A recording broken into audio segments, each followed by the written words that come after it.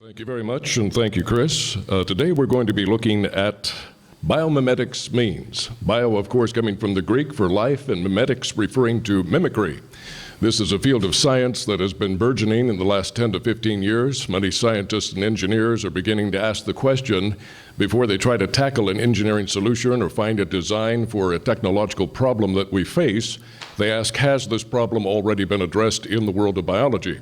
And oftentimes they find that it has, and that rather than spending millions in research and development, we can simply copy the ingenious designs found in biological creatures. So biomimetics really means that God invented it first. And we have found not only that there are ingenious designs in the world of biology, but many of the designs we thought we originated. We thought them up, we invented them first. Actually, we're there in the world of biology from the very beginning of time. God had thought of it first. He is the ultimate inventor. Now, one thing God invented first, get a little reverberation there, is information. The most efficient information storage and retrieval system known to exist in the universe is DNA, deoxyribonucleic acid. And hopefully the reverberation will stop here. Anyway, the DNA molecule is three-dimensional. It's far more efficient than any of our computerized systems. God was the first one to invent information and programmed robots capable of reading the information, understanding it, and translating it into two different languages. First, the language of RNA, ribonucleic acid, and then into proteins, which are the language of structure, function, and regulation in the living world. But DNA is not life in and of itself. It would be a very important step toward trying to evolve the first living cell, but you have to have a lot more to go with it to be able to read it and utilize it. But just getting that first DNA molecule would be impossible based on what we know today.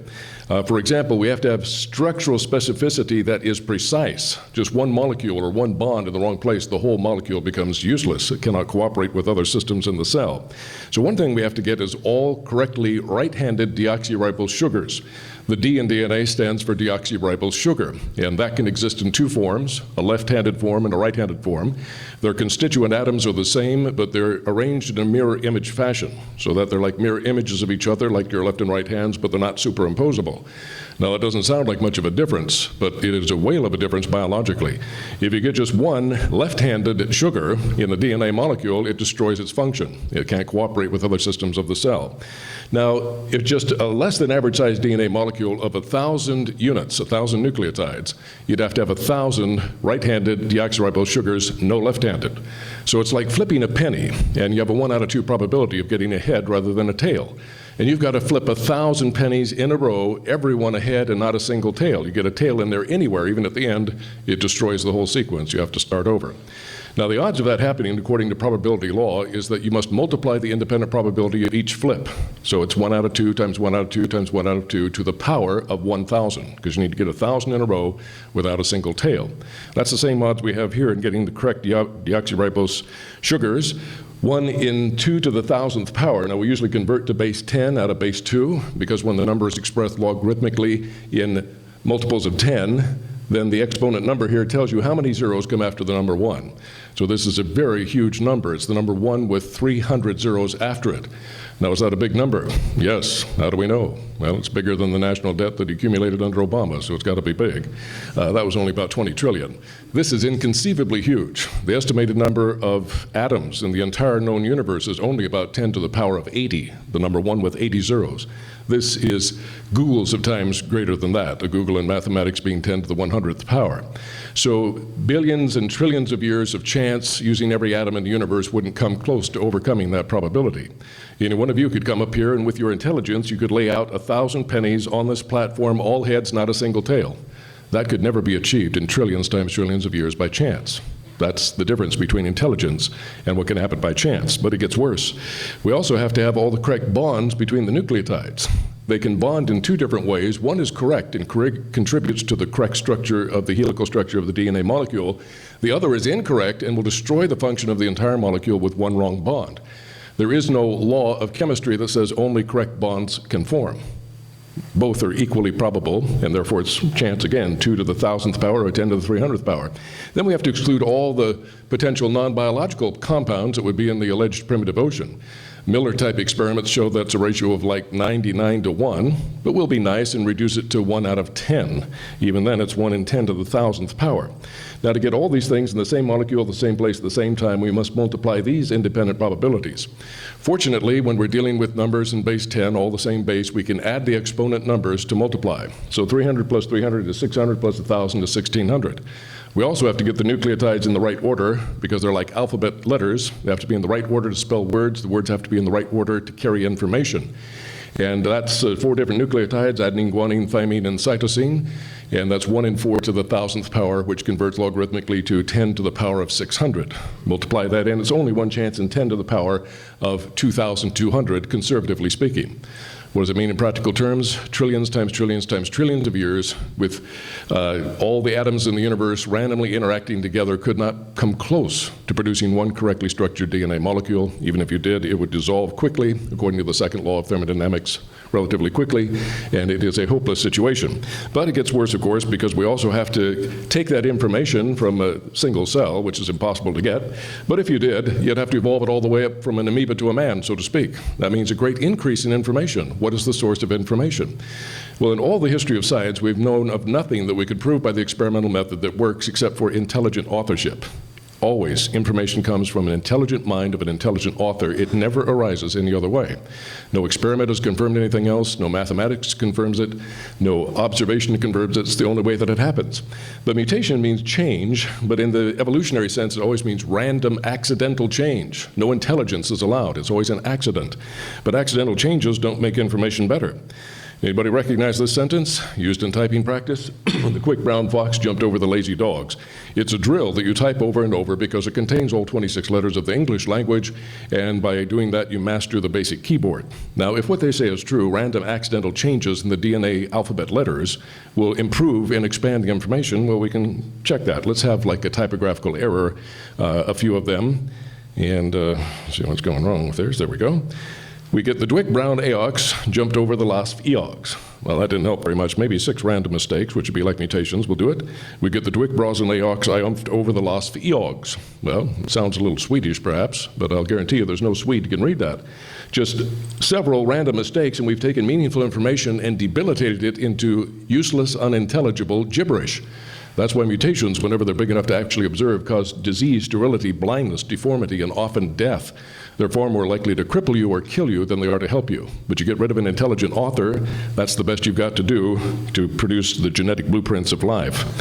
Now, I love this analogy. We have this fellow sitting in his easy chair throwing rocks at his old analog television set, and he says, maybe this next rock will mutate this analog set into a widescreen, high-definition TV. Well, would that it were true. It'd be a lot cheaper than buying a high-definition flat-screen TV.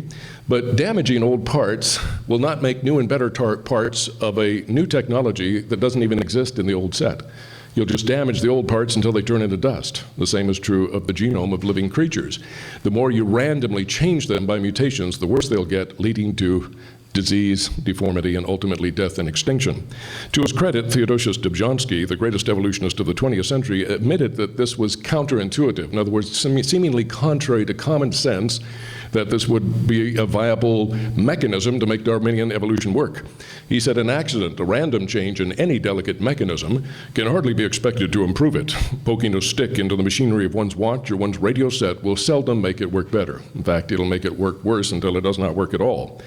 So the natural selection deception is this. They say, well, natural selection acts like an intelligent creator. It selects the good information and it gets rid of the bad. There's a fatal flaw in that argument. Anybody know what it is? Natural selection is just that, a selector. It's not a creator. It cannot create any new information at all. So what does it depend on? Random destructive mutations to create the new information. But since random mutations can't create new and better information, only worse, the natural selection has nothing better ever to choose, and therefore it is a downward process leading to extinction. So natural selection has no power to create new and better biological information. Rather, it is wholly at the mercy of random destructive mutations to provide the necessary new information. Since random mutations cannot produce the needed results, natural selection is left helpless with nothing better to select. So now that we know the truth about mutations and natural selection, let's look at some of the amazing designs that God put in the world of biology. One thing God invented before man did is sign language. Anybody know where he invented that and what creatures he gave it to? Well, it's our fine friends, the honeybees. The honeybees do a dance that actually communicates in relation to the position of the sun in the hive, what angle to fly on to find a food source. The scout bee comes back and does this dance on the honeycomb. She does a certain buzzing sound that announces, I have found food. All the bees don't go to bee university to learn the bee dance language. This was deciphered by an Austrian scientist. Took him quite a bit of experiments to figure it out. He eventually got the Nobel Prize for it. But for thousands of years, bees have used the sign language. By invisible line between the hive and the sun, they realize what line of angle they need to fly on. Then it comes around, does this waggle dance, comes around, waggles on this angle. So they know that's the angle to fly. The vibrancy shows how good the food source is. If it's really good, it's very vibrant. If it's kind of lackadaisical, it's not so good. And also the precise timing in seconds determines the distance to the food source.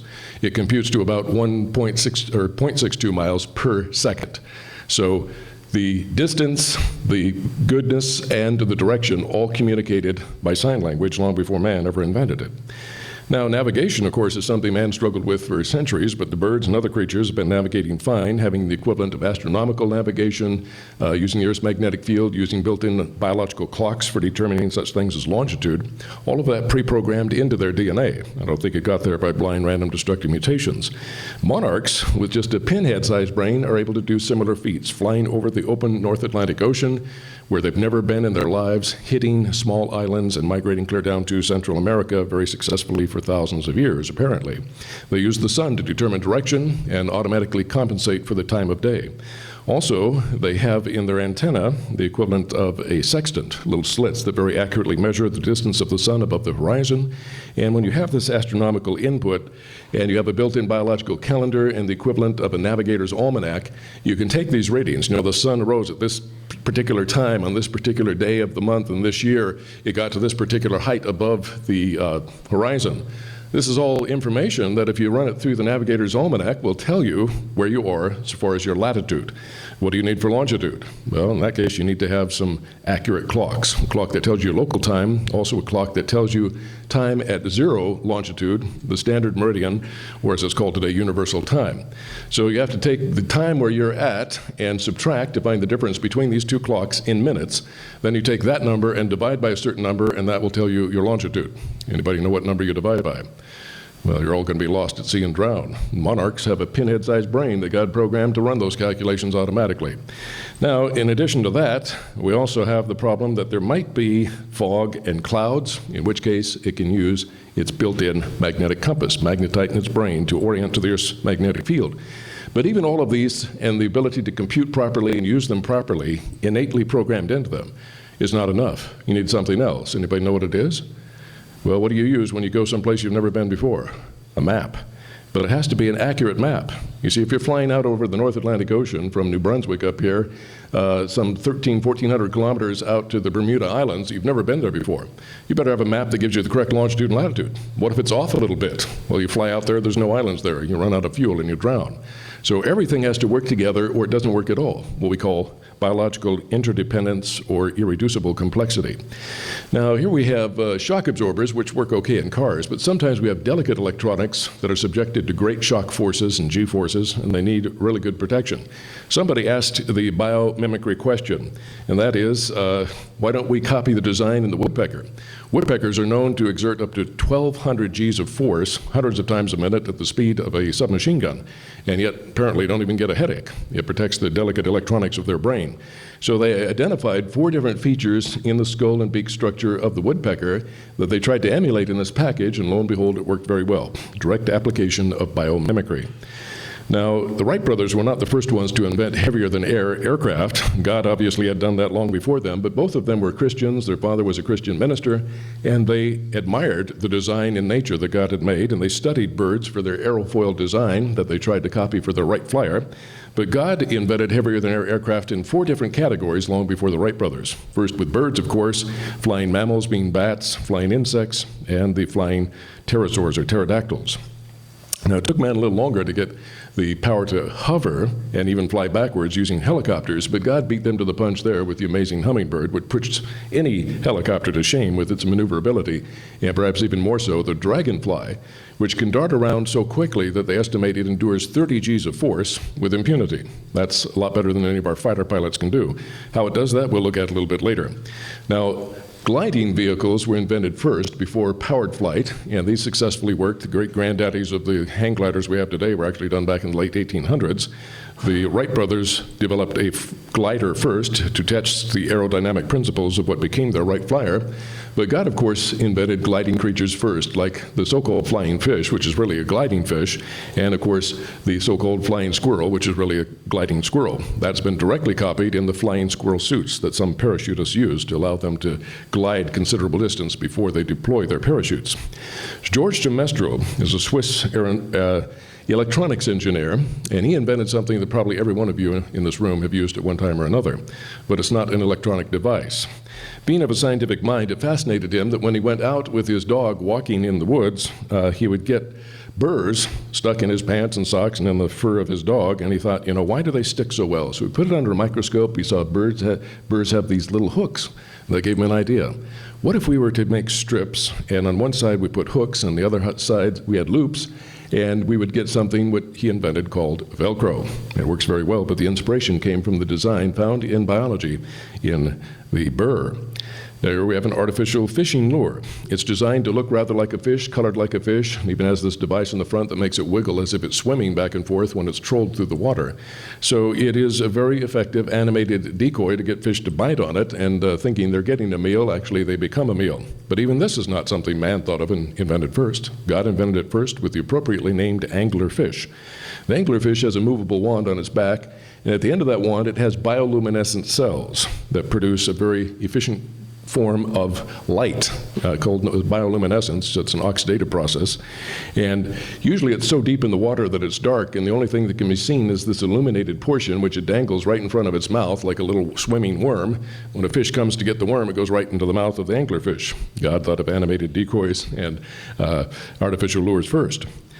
Now, solar power is all the rage today, but it's not a new idea. God thought of it and created it first on day 3 with plants. Plants use sunlight, and the first solar panels actually are leaves, and they convert solar energy into chemical energy and indirectly power almost all of the biological world, because plants get their energy that way through photosynthesis. Animals eat plants. We eat animals that ate plants, goes down the food chain. Almost all the entire biological world is independently, or I should say indirectly, powered by the sun through the amazing process of photosynthesis.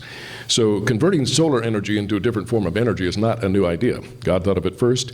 He did it with the amazing Calvin cycle and the photosynthetic mechanism, utilizing these very complex systems in the leaves of plants called chloroplasts. These are so complex we can't emulate them today. If we were to start from scratch with just the basic chemical elements, carbon, nitrogen, nitrogen, sulfur, etc., and try to put one together, it would be beyond our technological capability even in the 21st century. God thought of it first and did it better. Now, glass and mirrors are something man struggled with for centuries to get them to be of good optical quality. Nearly 2,000 years ago, the Apostle Paul said, "We see now as through a glass or a mirror darkly." And we wonder today, what does he mean? We can see through glass as if it's crystal clear. But back then, they had not perfected the chemical recipe to make clear glass. Glass was always foggy and opaque, so it was difficult to see through. But by the time of the Renaissance, they came up with the right chemical recipe to make clear glass. You put a nice silvery backing on it, you get a good optical quality mirror. By the latter part of the Renaissance, mirrors were of such good optical quality that Sir Isaac Newton invented the first reflector telescope using a mirror at the back. But long before that, God had invented optical quality mirrors. He put them in the eyes of shrimp and lobsters and a certain fish. The fish is called the spookfish. And I don't know if it's called the spookfish because he looks spooky, because he has 4 eyes instead of 2, or because he spooks so easily, because he sees both up and down simultaneously. But he uses both conventional, we'll look at a cross-section here, both conventional lens using refraction or the bending of light to focus an image on a retina here, but this other eye receives images from below it which actually are focused through a concave optical quality mirror and focuses that image on a separate retina there. All 4 eyes have 4 optic nerves that go to the same brain and get processed by a very powerful processing system that we could not emulate until the late 20th and early 21st century. God invented optical quality mirrors first. Now, sonar came into its own in World War II, which is basically the concept of echolocation. You send out sound waves, it hits a target, it reverberates back. You analyze the reverberating sound waves to determine depth and direction and speed of the target. Well, that helped us win the Battle of the Atlantic against the Nazis in World War II, but long before man invented sonar, God had invented it first, and a much better quality. With bats, of course, they use sonar to navigate at night. You know, they come out of a pitch dark cave with thousands of them all flying together. They don't run into each other. They navigate by sound. They can go out on a moonless night and track and catch in their mouths little no-see-em gnats that you can't hardly see in broad daylight, because they don't rely on sight, they rely primarily on sound. Much more capable than our sonar even today. Some marine mammals have this, such as the famous dolphins, and dolphins have powerful muscles in their nasal sacs here, and they contract to produce a powerful clicking sound. That is actually focused through a sound melon or sound lens made up of lipidic or fatty tissue. And this actually focuses the sound like a beam of light, so it can track targets very accurately. The reverberating sound waves are picked up in similar lipidic type tissue in its lower jaw and goes right to its ears, processed by its brain. And it's so effective that the Navy in studies has taken things like nickels and quarters and thrown them into the water, muddy water where you can't see, and they train the dolphins to pick up the nickels and reject the quarters. You can tell the difference just by sound alone. So it is indeed better than any sonar that we have. God invented it first. Here we have an old paddle wheeler boat, and these are used for nostalgic cruises. They're not used commercially for shipping goods because they're not nearly as efficient as the screw propeller. The screw propeller was invented in the 1800s, and it was so much better than the paddle wheel that the man who invented it took it out in New York Harbor, and he exceeded the speed limit on purpose, and the harbor police came out after him in their paddle wheel boats and could not capture him. He just ran circles around him all day to advertise that he had a superior technology. But the rotary screw-type propeller is not something new.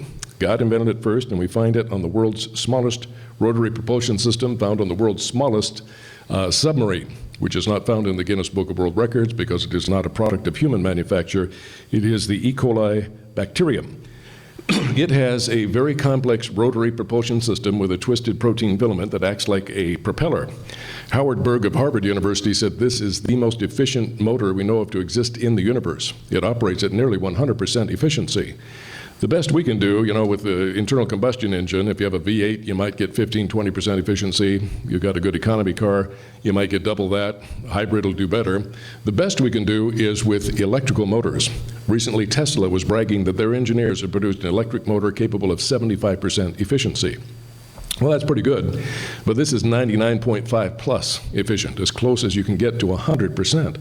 No machine can attain 100% efficiency. Anybody know why?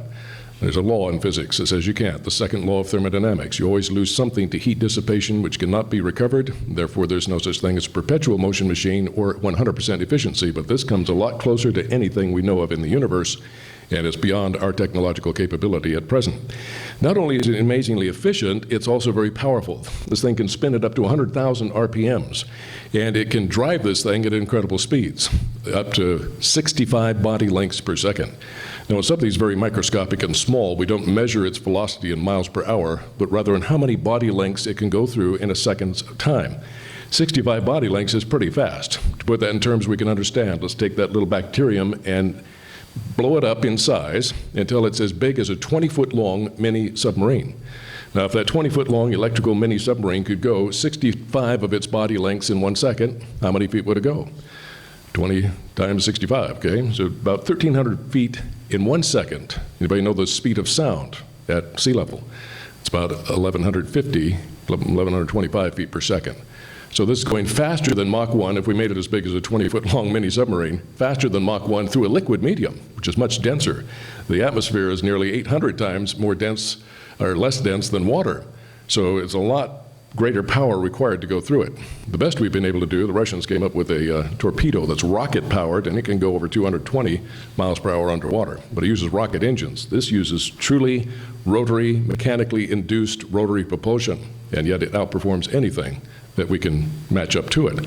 Not only that, it's very resilient. It can be spinning 100,000 RPM and smells food back behind it, and it stops in 1/4 turn and goes 100,000 RPM in the reverse without slowing down. Imagine going down the freeway at 75 miles an hour. Oh, I missed the exit. Well, it's okay. I don't need to slow down. I'll just shift it in reverse and back up. You'll destroy your transmission and your engine. I don't know if we have any machine that can spin 100,000 RPM and immediately reverse without tearing itself apart, but this thing can. In fact, this thing, because it's so small, it's not the same as plowing through water. It'd be more like plowing through peanut butter, because the water molecules in proportion to its size are bigger, and thus it would be like having a submarine that can go the speed of a jet aircraft in the air greater than Mach 1 through something as thick as peanut butter. It's absolutely amazing. It has been studied for decades. Millions of dollars have been invested trying to copy some of its secrets. We haven't gotten very far. The evolutionist scientists, however, say we do know one thing for sure. Blind random destructive mutations coded the DNA to produce this thing in the first place, which is absurd on the face of it. Now then, here we have the Apache Helicopter. This particular version has a radar mast on the top, and it's called the Apache Longbow. But up front, it has these nice little pods that are called FLIR pods. That stands for forward-looking infrared. And these are actually able to detect in the non-visible spectrum the heat spectrum. So at night, when there's no light, you can see the heat images emanating from objects. These are very effective. You look on YouTube, they're very effective against the terrorists in the Middle East at night especially. But it's not something new. God invented forward-looking infrared detectors first, and he gave them to, of all things, snakes. Here we have where they're located on the front of a python. We have a couple of them here on a rattlesnake. These are so effective that in experiments they've taped over the eyes of the snake so it's totally blind, and then poke at it with a stick to get its attention. Then they'll move the stick around randomly, and they can detect the heat signature difference between the stick and the background so well it can strike and hit that stick every time just as if it could see with its eyes. It's that effective, but God invented it first. There we have a decoy duck, which is not, real high-tech technology, but it's effective. You carve something, look like a duck, paint it like a duck, and nowadays they even have animated decoys. They have little motors with an anchor, and they can look like they're swimming around. They can look like they're flapping their wings. They can do their own quacking, so the hunter doesn't have to do the quacking. Very effective because the ducks fly over and they say, wow, those ducks look like they're having fun down there. There must be food down there. No hunters are harassing them. We'll come down and join them. And so a decoy is meant to draw in something close to you that ordinarily would not come very close. But animated decoys are not something man thought of and invented first. God invented it first, and he gave the ability to an amazing freshwater clam called the lampsilus. The lampsilus mounts on its back what looks for all the world like a little fish, a little minnow. It has an eye like a fish, body like a fish, fins like a fish, tail like a fish, and it even moves as if it's trying to swim against the current like a fish. What does it look like? Well, there it is. Definitely looks like a real fish, and it swims as if it's swimming against the current, trying to hold its own against being flushed downstream by the current. Why does a freshwater clam have to mount this exquisite animated decoy? Because without it, it can't reproduce. It has to lure in fish close that ordinarily would ignore it. I mean, fish don't eat clams. They're armored. There's no better than a rock. So how do you get a fish that would ignore you to come in very close? By putting something that fish like to eat, an animated decoy. Somehow, probably by some kind of electrical field, we're not sure, it detects precisely the orientation of the fish, and when it gets to the right place, it squirts its larvae right into the mouth of that predatory fish. The microscopic larvae have little hooks, and they attach to the gills and extract nutrients from the bloodstream until they grow a little bit bigger. Tiny little clams, they fall off on the bottom of the stream bed, and they grow into adults that then mount their animated decoys so that they can also reproduce. Of course, reproduction is incredibly important. If you can't reproduce, the species goes extinct. But how long would it take for such an incredible, exquisite animated decoy to evolve? And how could you wait long enough for that evolution, even if it could happen, in order so you can reproduce? It doesn't make sense. I think God made this just to show that he is not just the great engineer, he's also the great artist. Now here we have inlet spikes. This is on the jet inlet of a MiG-21 fish bed and SR-71 Blackbird reconnaissance aircraft. This keeps too much air from coming in. It's on a piston that can move in and out and adjust the orifice here to let a variable amount of air in, so you don't get too much air. Too much can cause the engine to flare out. But it's not new. God invented it on the fastest creature, fastest animal in the world, the Peregrine Falcon, which can dive at a speed in excess of 254 miles an hour, recently tracked by radar with National Geographic. And at that speed, if you get too much air in your nostrils, it can be a big problem. But God thought of and invented the inlet spike first. There it is. Long before man thought of it, God invented it first. Now here we have an F-15 Eagle dogfighting with a a MiG-29 Fulcrum. Dogfights don't happen very often nowadays because we have missiles that can engage them beyond visual range. And the only time you get in a dogfight is when you run out of missiles. Notice on the pylons here, both these aircraft have run out of missiles, so you fall back on older technology, the gun. The F-15 comes equipped with a gun that was invented in the 1800s, but is so good it's still used in the 21st century. Anybody know the inventor of that gun? His name was Dr. Gatlin. It's a Gatlin cannon, 20 millimeter with 6 barrels, rotates so fast it can shoot 6,000 rounds per minute, which computes down to 100 rounds per second. That means if the enemy passes through your crosshairs while the gun is firing for just 1/10 of 1 second, he still gets hit with 10 HE API rounds, high explosive, armor-piercing incendiary rounds, more than enough to drop any modern fighter. So when they do get into dogfights, it's rough and tumble. They're really pulling G's like crazy, trying desperately to keep from getting in the crosshairs, even for a split second, because that's all it takes to be shot down. Consequently, the problem is that the weakest link in any dogfight is the fighter pilot.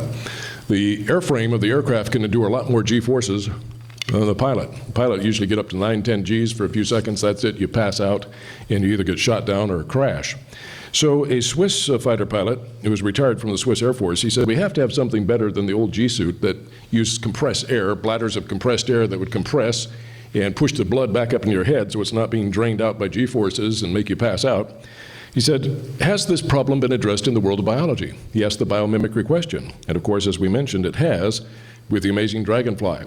The dragonfly can pull 30 Gs with impunity without crashing. Well, we find that its anatomy is amazing. God enclosed its internal organ structure, especially its cardio system, completely with fluid. And that fluid dynamics dampens very effectively the G-forces and allows it to keep control. So he came up with the Lebel G-suit. Lebel in German means dragonfly. And instead of having compressed air, it uses bladders of water with some antifreeze, so it doesn't freeze if you get cold.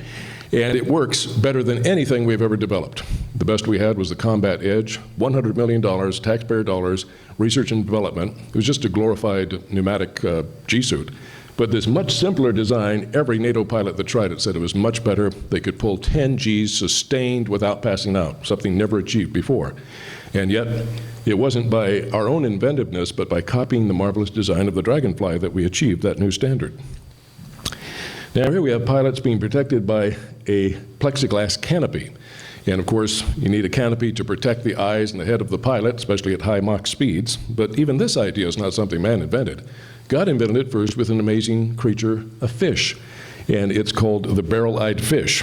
We only recently, in recent years, actually got good photographs of what it really looks like, and it looks like this. It has, in effect, its own glass canopy.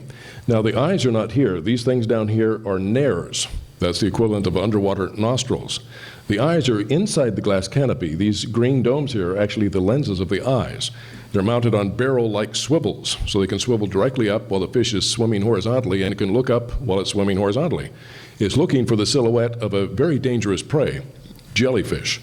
But it can go up to those jellyfish and steal fish that have been ensnared in the tentacles of the jellyfish. It's immune to the stings of the jellyfish, and it has this glass, so to speak, clear canopy to protect its delicate eyes from the stinging tentacles of the jellyfish. God invented the canopy first.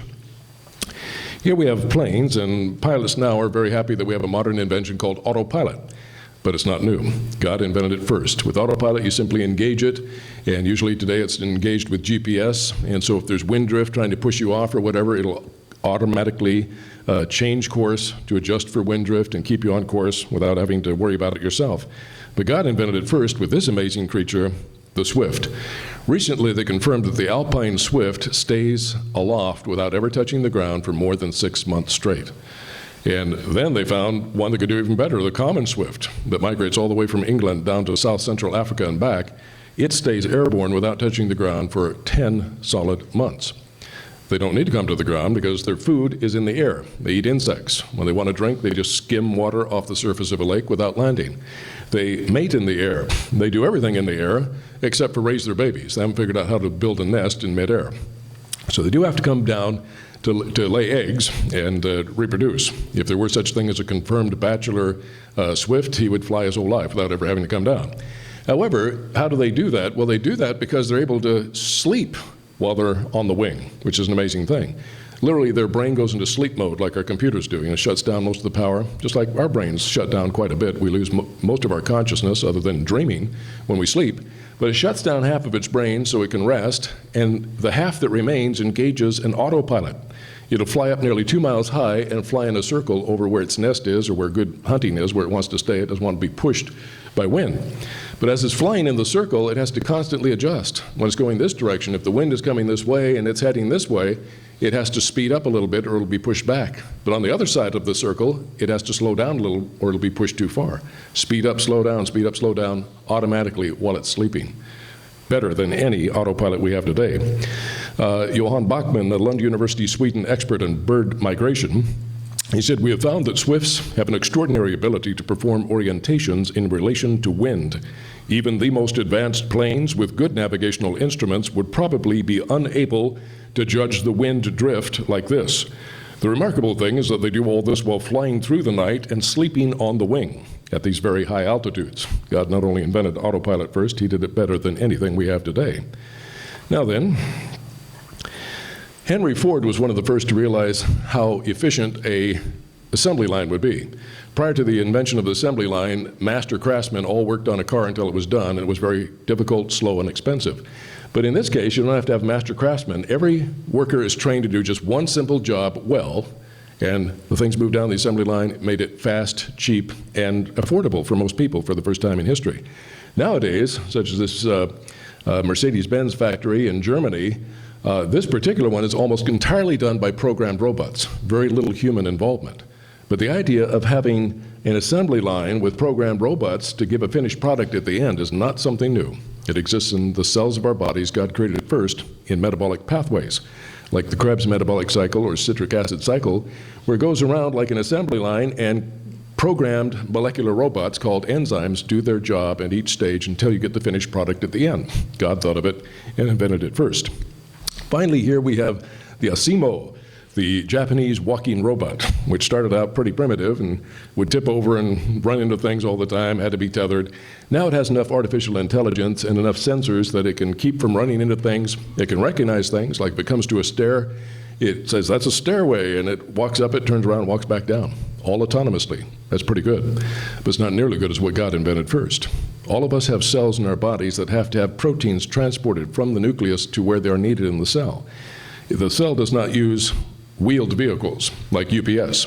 It uses two-legged walking robots like this, but only on a nanometric scale, a nanometer being a billionth of a meter. These things can walk forward and backward with equal ease. They get GPS directions, so to speak, from the cell nucleus, and they take off and they walk on this three-dimensional highway system that goes throughout the cell. And it's so tiny, only about 15 to 20 nanometers in diameter, these microtubules. So you can't even see them without a very high power scanning electron microscope. But they look like this. They have a couple arms here that attach to the vesicle or the package of proteins. They have two hinges, and they have two little legs, literally legs that walk left and right, just like that walking robot, just like we walk along this microtubule highway system. The hinges are very important because this thing takes off fast. You know, Olympic sprinter, they go a little over 20 miles an hour. This thing, if we made this as big as we are, to where each stride was just 1 yard, it does easily 100 strides in a single second. You're going 100 yards in 1 second, you're going in excess of 200 miles per hour. So it takes off fast, and these hinges keep it from breaking. It takes off and goes. It doesn't really walk, it sprints 10 times faster than an Olympic sprinter if it were as big as an Olympic sprinter.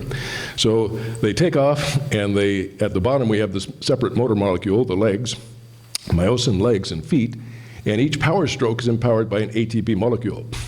And those molecules are produced by other rotary machines in the cell, and they're all over the cell matrix, so there's always ATP available to power each step, and it goes 100 steps per second and transports those proteins. Without that, you and I could not exist. The amazing thing is that these things are moving equivalent of over 200 miles an hour, but they have amazing sensibility about what's going on. They are aware of their environment, and they're aware of one is approaching. They don't run into each other. They get out of the way. They actually adhere so they can walk on the bottom or the top or the side. They always get out of the way. And if we damage the cell purposely, cutting off one of these highways, they don't go, oh, gee, what do I do now? They don't just stop and wonder what to do. They immediately go back to the nearest intersection, just like with GPS. They recalculate. They know where they're supposed to go. And with some kind of cellular GPS, they take the most efficient route of all these different possibilities and still get the product to where it needs to go. God invented two-legged walking robots, actually running robots with GPS long before we ever did. How did the evolutionists respond? Francis Crick, Nobel Prize winner in biology, he said, biologists must constantly keep in mind that what they see was not designed, but rather evolved. Really? Well, just saying it doesn't make it so. In all of these cases, every single living creature that we have ever seen, including the so-called simplest, prokaryotic bacterium, is far more complex than any machine man has ever produced or ever really dreamed of producing. Far more complex. They are masterpieces of engineering, and they show absolute, intuitive, intelligent design in every respect. And just saying, well, no matter what you see, it had to have evolved, doesn't prove anything. Put up or shut up in science. Where's the facts, the evidence, the logic, the experiments? Where do we have laws of chemistry, physics, and mathematics that support such an idea? We have never seen these type of complex creatures arrive in our own technology except by intelligent design. God says much the same thing in Romans chapter 1, verse 20, where it says, for ever since the creation of the world, his invisible nature and attributes, that is, his eternal power and divinity, have been made intelligible and clearly discernible in and through the things that have been made, his handiworks. We've looked at just some of his marvelous handiworks today. So men are without excuse, altogether without any defense or justification. Indeed, until they can prove that we can get information and machines by time and chance, natural laws of chemistry and physics, prove it experimentally, prove that there are laws of chemistry, physics, and math that support it, they're dead in the water. We're not ignorant like Darwin 150 years ago, who in the middle of the 1800s said, oh, life would be easy to get. No. We could not start from scratch with the greatest dream team of scientists in the world with the trillions of dollars in the world's bank at their disposal and produce from scratch a single living cell, even today in the 21st century. They are masterpieces. And just like the Mona Lisa in the Louvre in Paris, it would be absurd to say, well, centuries ago, somebody threw a bunch of paint on that canvas, and chemical reactions between the canvas and the paint produced this smiling maiden. Really, what laws of chemistry, physics, math, or experiments show that that's possible? It's just a fairy tale for adults, only this is far more complex, far more amazing in the world of biology than any work of art or any technological feat man has ever achieved. God should get the glory because he invented it all first. Well, I thank you for your attention. We've run out of time, so appreciate you being so attentive during the day.